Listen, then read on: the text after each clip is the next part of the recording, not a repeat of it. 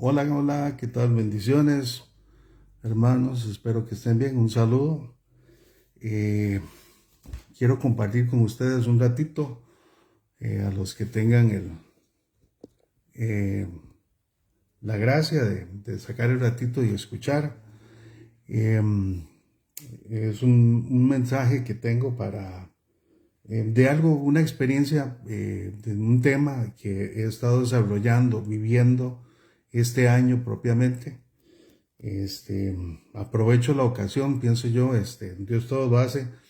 Estoy de aniversario, estoy cumpliendo 19 años de haber aceptado al Señor Jesús. En el 2005 saqué las cuentas, 19 años ya, un camino largo, muchas cosas que se han hecho y bueno, solo Dios sabe qué más se harán, todo, todo con la intención de agradar al Señor, ¿verdad?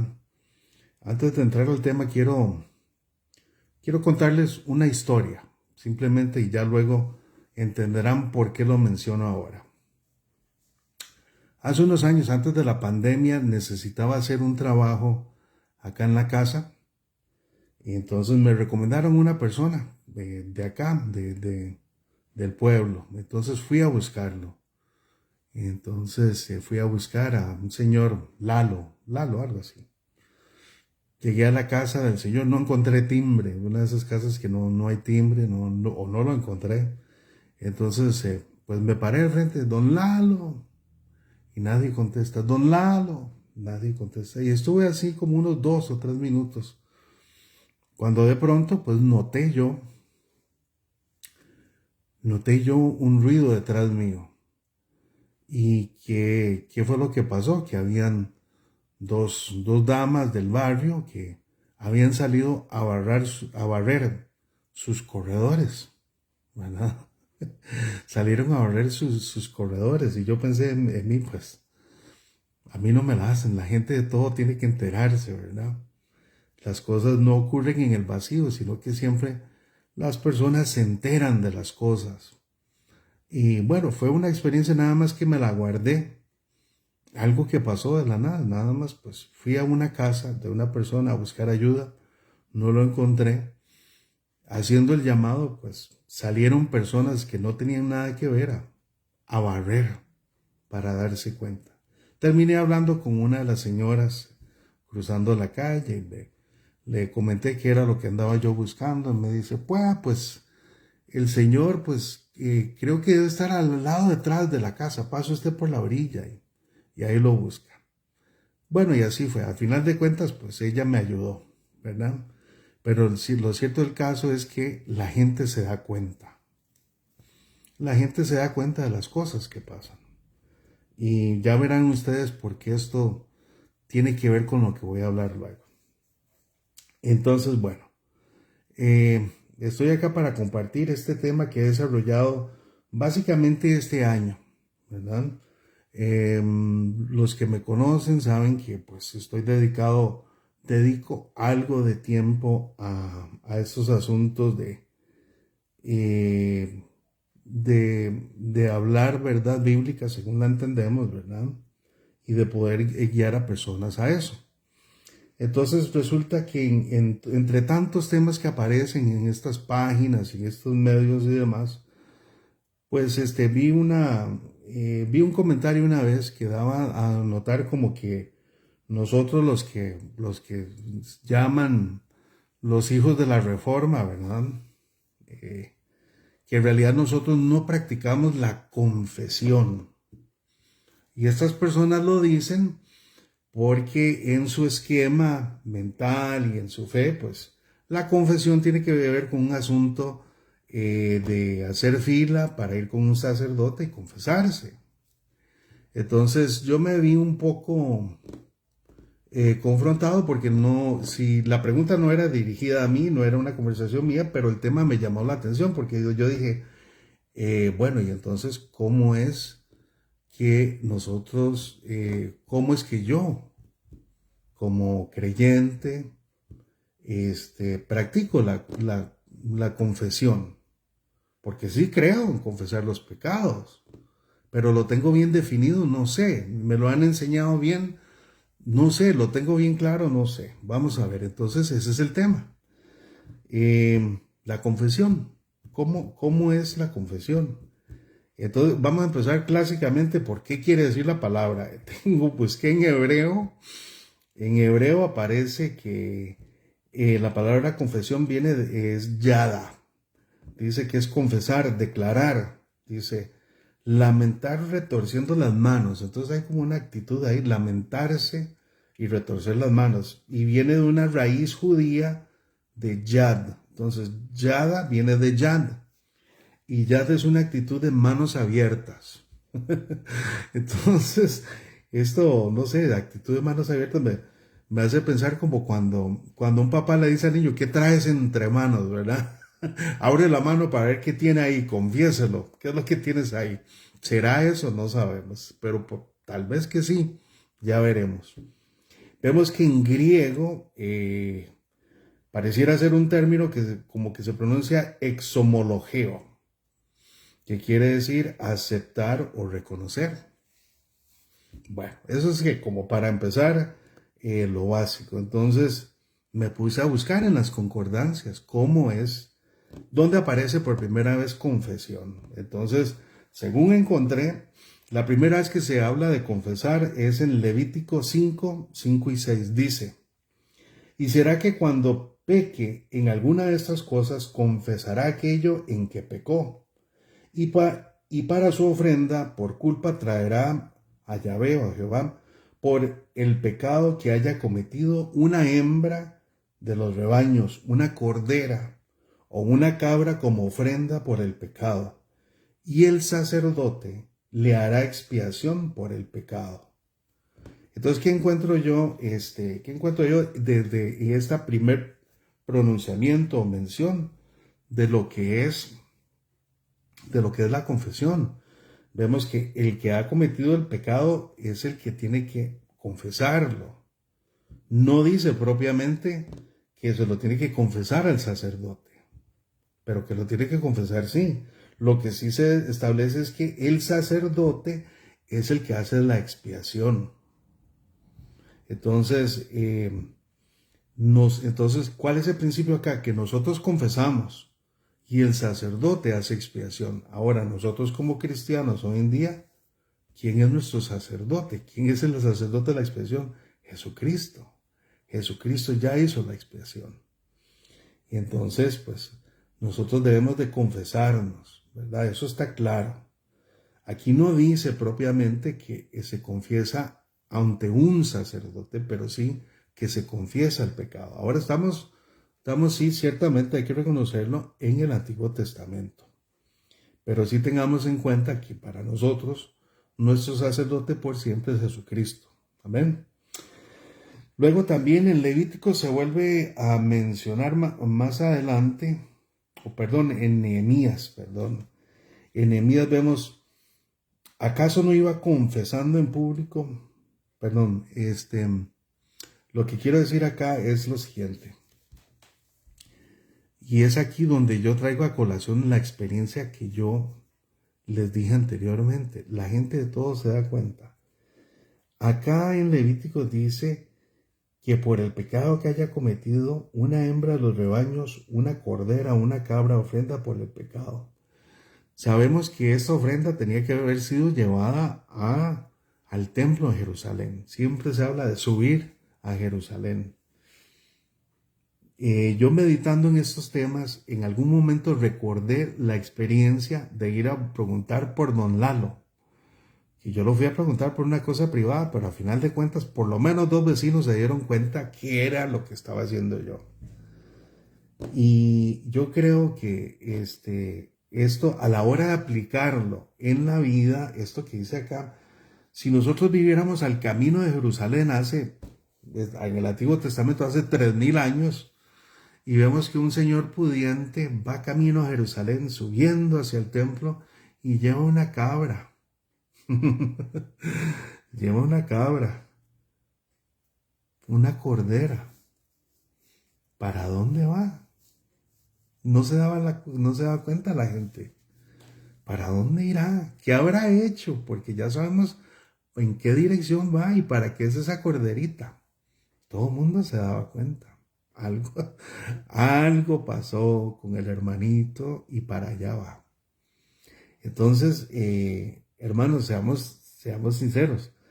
Desde el principio, las confesiones son públicas.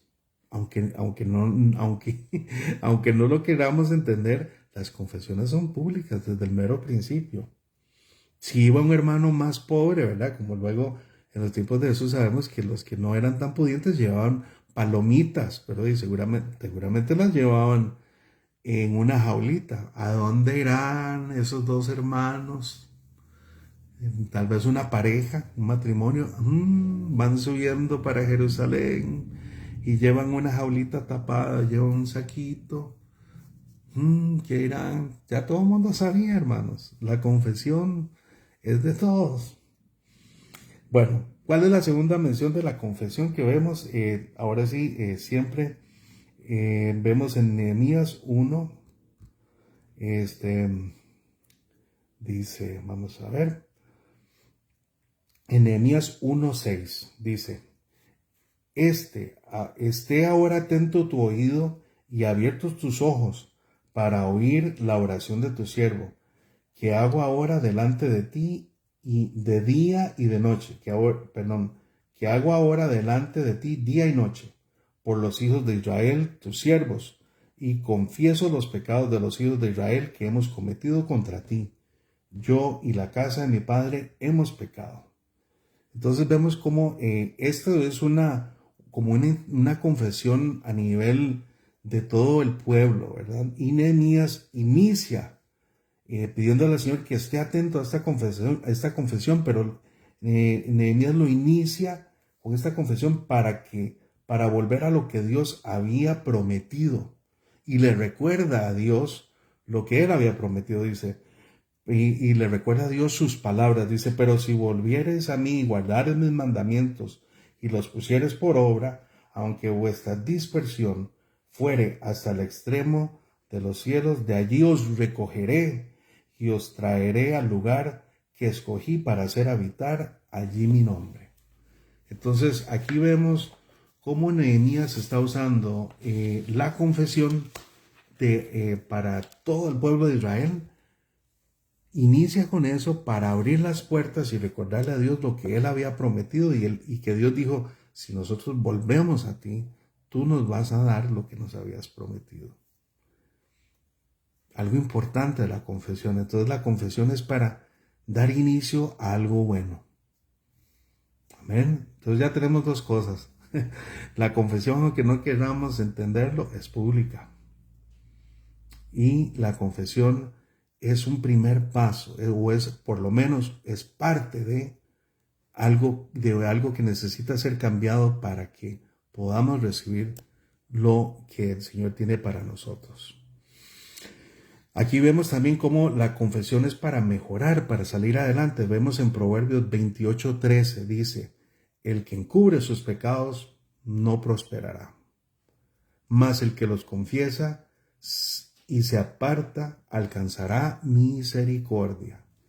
Entonces, el confesar, hacer confesión es para algo bueno, no es para estar eternamente hundidos en la culpabilidad, sino que confesamos para que podamos hacer algo, hacer un cambio y ser dignos para recibir algo bueno. Amén.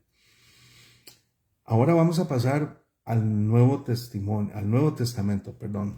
Sí, debo de aclararles que sí, en la Biblia hay muchísimas menciones de confesión y muchas de estas menciones son de confesar el nombre de Dios, de confesar de que Dios es el Dios Yahvé, es el Dios único y creador del cielo y de la tierra. En el Nuevo Testamento se habla muchísimas veces de confesar el nombre de Jesús, pero eso es profesar, ¿verdad? Pero eso no es el tema, sino que estamos hablando de cómo nosotros podemos practicar la confesión.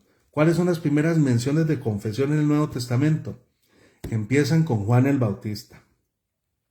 Mateo 3, 5 y 6 dice, y salían a él Jerusalén y toda Judá y toda la provincia alrededor del Jordán, y eran bautizados por él en el Jordán, confesando sus pecados. Ok, ahora, no nos tenemos que ver la aplicación real de esto. Dice, toda Jerusalén, toda una ciudad, toda Judea, toda una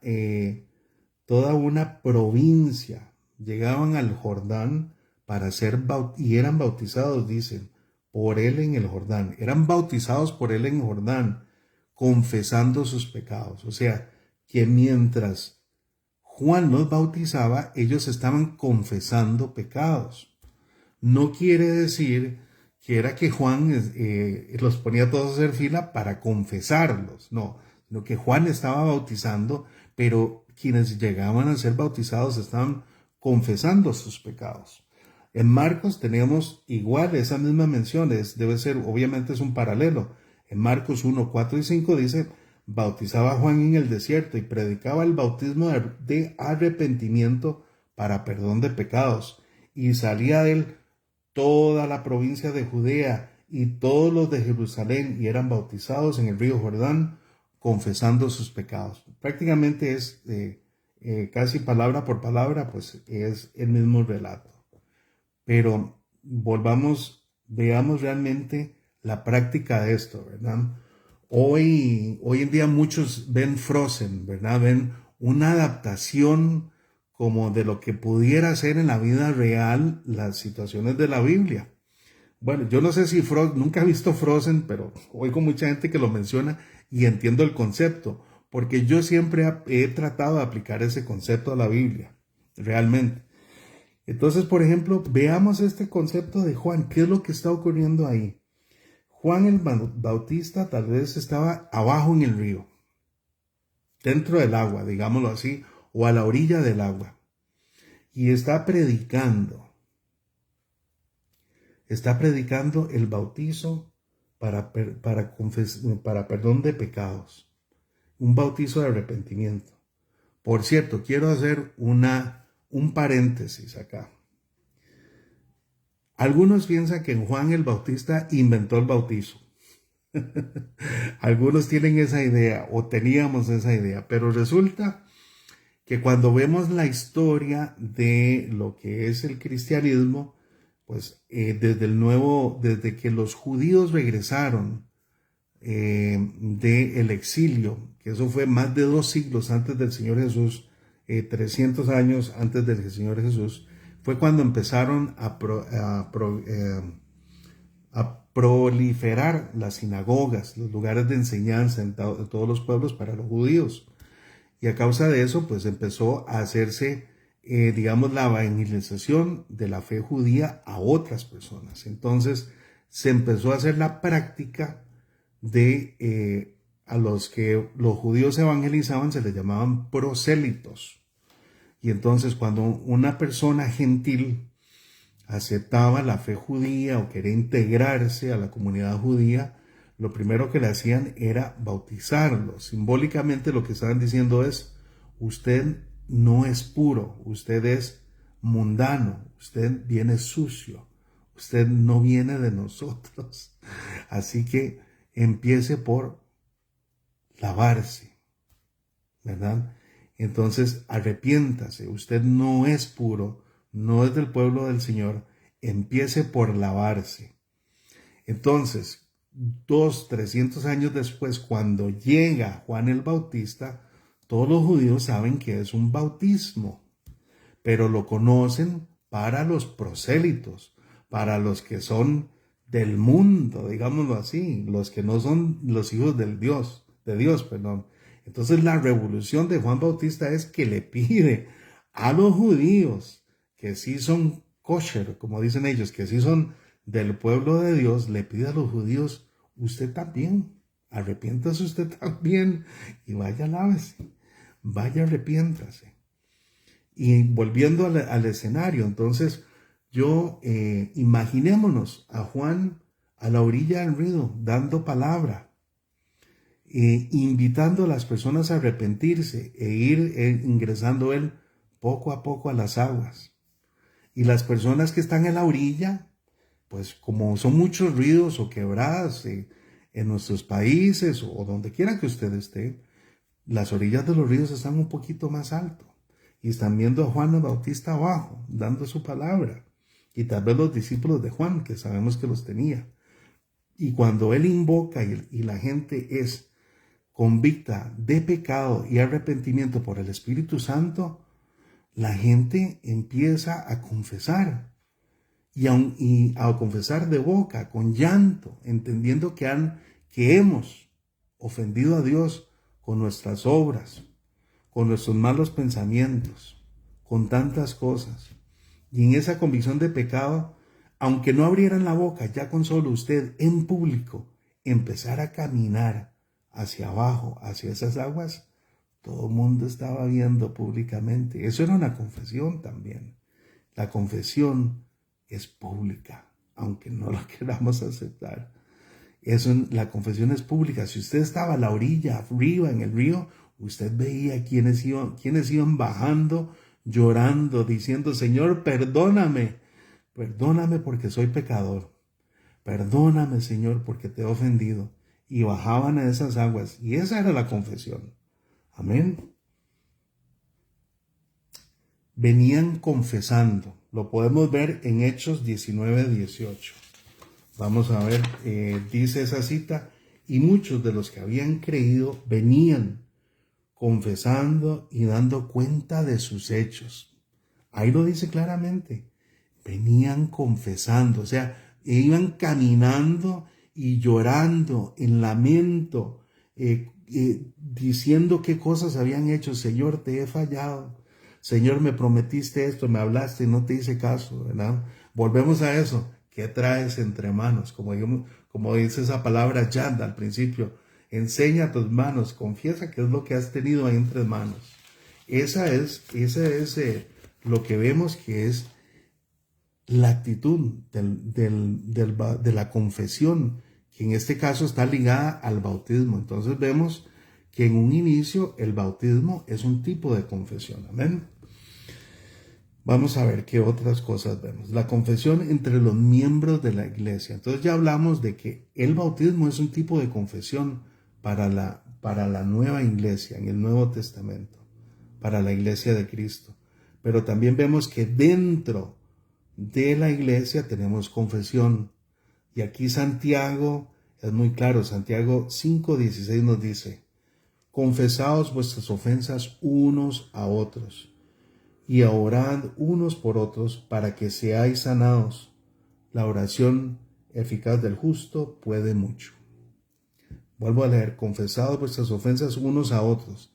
No dice confieses en todos con unos cuantos. No, no dice eso, hermanos, no.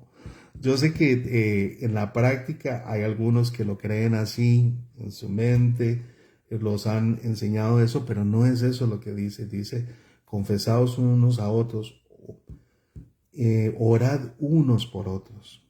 Es confesando, y cuando oímos confesión o alguna actitud de confesión, debemos de orar por los otros. Amén. Para que seáis sanados. Entonces, ¿qué estamos aprendiendo aquí? Que en la confesión hay sanidad, ¿verdad? En la confesión, en la iglesia, podemos encontrar sanidad. Si estamos confesando y estamos orando unos por otros, podemos encontrar sanidad. Vea qué importante. Ahora, ¿por qué también confesamos? Confesamos porque tenemos fe. Primera de Juan 1:9 nos dice: si confesamos nuestros pecados, Él es fiel y justo para perdonar nuestros pecados y limpiarnos de toda maldad. Limpiarnos de toda maldad. Entonces, si en la iglesia de Cristo, si vamos a confesar pecado, es porque vamos a ser limpiados de él. Tenemos que hacerlo con fe, sabiendo que ese pecado lo vamos a entregar. No vamos a tener una eterna culpabilidad por aquello, aunque sí vamos a entender que somos pecadores, eso sí, pero tenemos que entender con fe que al confesar, como dice anteriormente Santiago, va a haber sanidad y seremos limpiados, dice Juan en su primera carta, limpiados de toda maldad. Vea qué importante, vea qué importante es eso, limpiados de toda maldad. ¿Usted se siente mal? Nos sentimos mal. ¿Quién no se siente mal en esta vida tan agobiada, verdad? De tantas cosas que ocurren, del sistema, del mundo. ¿Quién no se siente mal hoy en día? Nos hace falta confesar. Amén. Entonces, hermanos, estamos descubriendo muchas cosas. Pero a mí lo que más me llama la atención es que hay un espíritu de la confesión. Y ese espíritu de confesión yo lo encuentro principalmente en el Génesis, donde encontramos que si nosotros aceptamos por medio de la confesión, eso nos permite aceptar quién es Dios para nosotros. Repito, si yo acepto y confieso mis pecados, eso me permite a mí confesar o aceptar quién es Cristo en mi vida. ¿Por qué?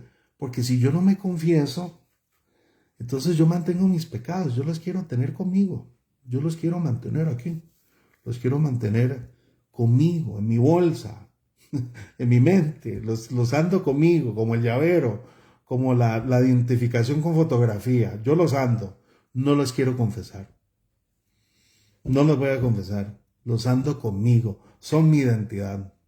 Y qué interesante. En cambio, lo que yo encuentro es que el Señor quiere que nos demos cuenta quiénes somos, que confesemos quiénes somos para que Él pueda entrar en nuestras vidas, para que nosotros lo podamos conocer a Él y recibamos de Él lo que Él tiene para nosotros. ¿Cómo vemos esto? Vea, sabemos que en Génesis todo empieza muy bien, todo fue creado a la perfección por Dios, obviamente, pero en el capítulo 3 viene la obra de la serpiente, el engaño de la serpiente. Adán y Eva caen en pecado. ¿Y qué es lo primero que ocurre? Apenas Adán y Eva se les abren los ojos, se dan cuenta de su desnudez. ¿Quién no está desnudo ante Dios? Todos estamos desnudos ante Dios, pero ellos se les abren los ojos y oyen supuestamente que Dios viene y se esconden. Y Dios pregunta, dice, Génesis 3:9 dice, mas Jehová Dios llamó al hombre y le dijo, ¿dónde estás tú? ¿Dónde estás tú? Pongámonos a pensar, ¿acaso Dios no sabía dónde estaban? Podemos creer que Dios eterno, omnisciente, que todo lo ve y todo lo sabe, no sabía dónde estaban. ¿Por qué pregunta Él eso? No es porque Dios no sabía, es para que Adán y Eva se dieran cuenta, que se ubicaran, que aceptaran dónde estaban, en qué estaban metidos y por qué. Eso es lo primero que Dios busca en el hombre caído.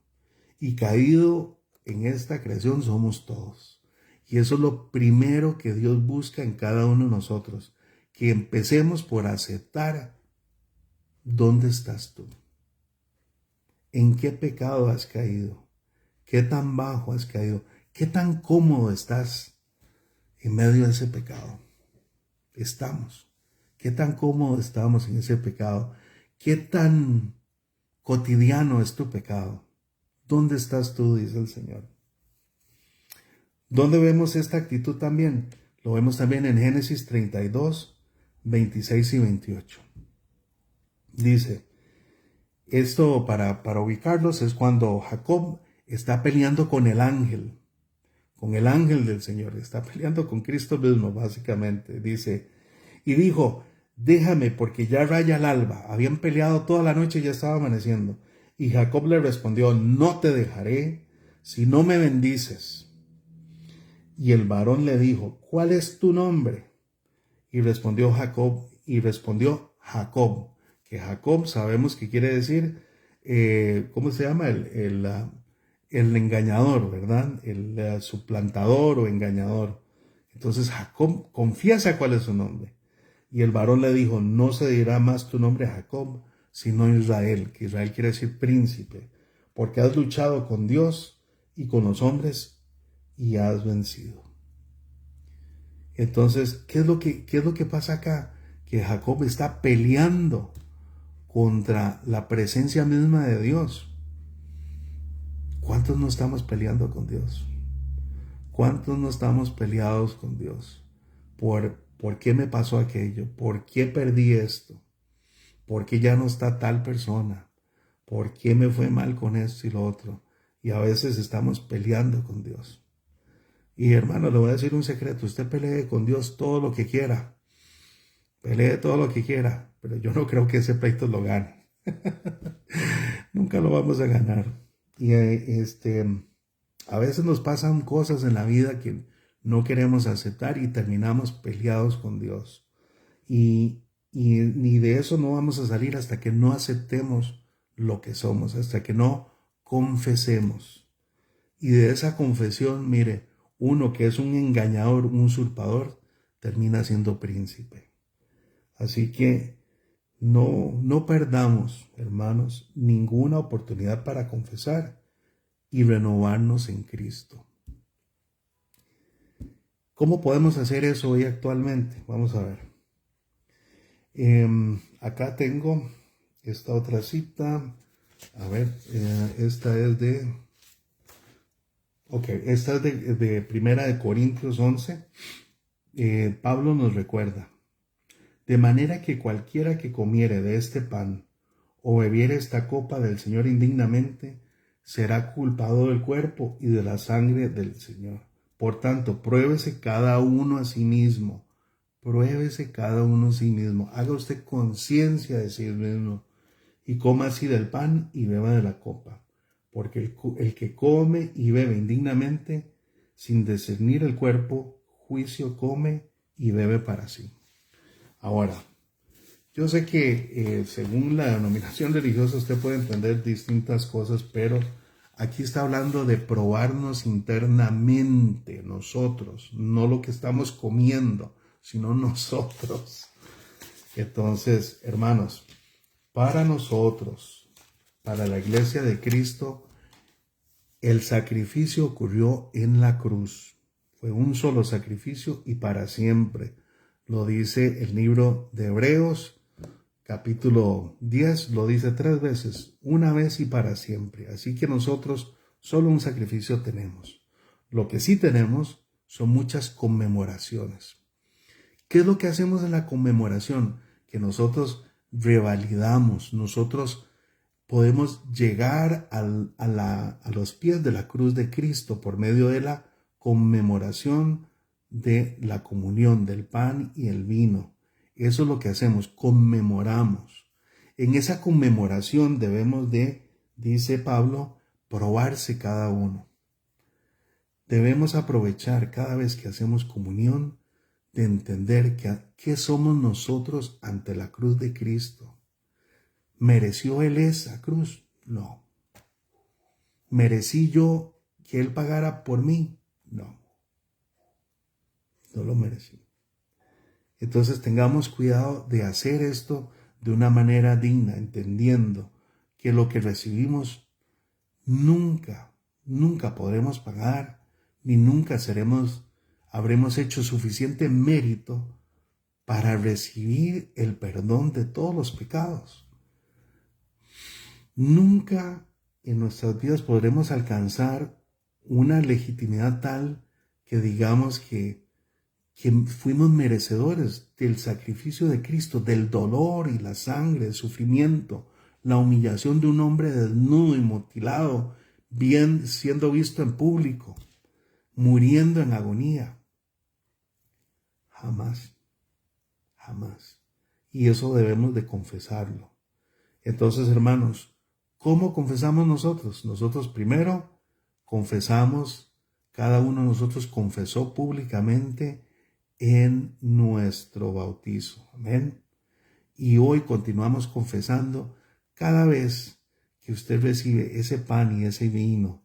Si en su congregación los hacen hacer fila para cuando usted se pone de pie y va hacia ese pan y vino a tomarlo, o si se lo dan en la mano, como sea que lo hagan en su iglesia local.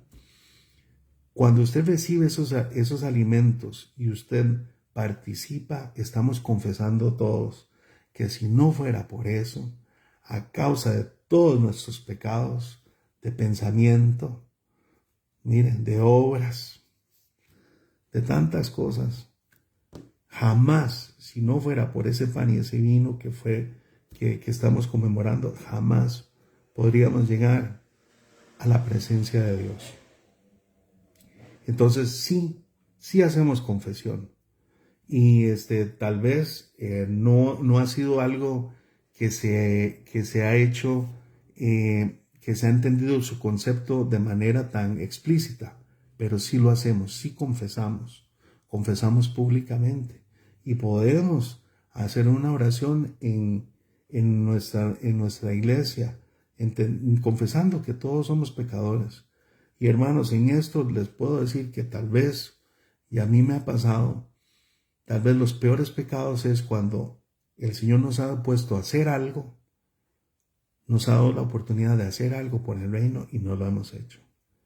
Creo que pudiera ser uno de los peores pecados, uno de los pesos más grandes, tal vez ante Dios.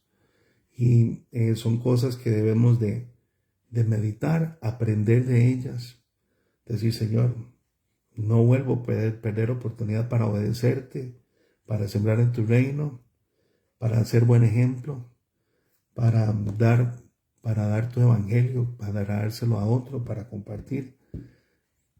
No vuelvo a perder oportunidad. Confesar eso. Yo creo que eso es importante. Y a los hermanos que dentro de la iglesia, si usted tiene un pecado que ya usted lo ha confesado muchas veces, se ha arrepentido muchas veces y sigue siendo ese pecado parte de su vida, hermano, tal vez es hora de que usted busque a un líder, un anciano de su iglesia y empiece usted a buscar que alguien le ayude. Usted tal vez necesita a otro hermano, a otra hermana, a un anciano de la iglesia con quien usted pueda pueda dar cuentas de cómo está su vida. Porque simplemente hay adicciones al pecado que vivimos hoy día, que simplemente, hermanos, solos no vamos a poder. Y si usted, hermano que me escucha, si usted es un anciano en la iglesia, si usted es pastor, es líder o simplemente es un hermano, y llega algún otro hermano a compartir con usted algún pecado que quiere ser cuidado por usted, tenga muchísimo cuidado de ser muy, muy, muy discreto con aquello que su hermano le está confiando a usted, porque la fe, el bienestar y la sanidad de su hermano está siendo puestas en sus manos. Así que tengamos mucho cuidado con eso. No, que no vaya a ser que todo el mundo se dé cuenta. Es que aquella hermanita le pasa esto. No, por favor, estamos hablando de cosas que son muy importantes en la sanidad espiritual de muchos. Hay personas que necesitan ayuda para salir. Todos necesitamos ayuda de alguien en algún momento. Y qué cosa más triste es pedirle ayuda a alguien y ser defraudado. Eso es horrible. Y eso para muchos ha sido razón para dejar de congregarse, para aumentar su enojo contra el Señor, su discordia, para perder la fe, para depresión y para mayor enfermedad a nivel espiritual. En vez de haber encontrado sanidad, encuentran otra cosa. Así que meditemos en eso. Y hermanos, confesemos públicamente, entendamos una cosa. Todos somos pecadores. Todos aquellos que lleguemos a la presencia de Dios en la eternidad, una cosa tendremos en común, que ninguno se lo mereció. Ninguno.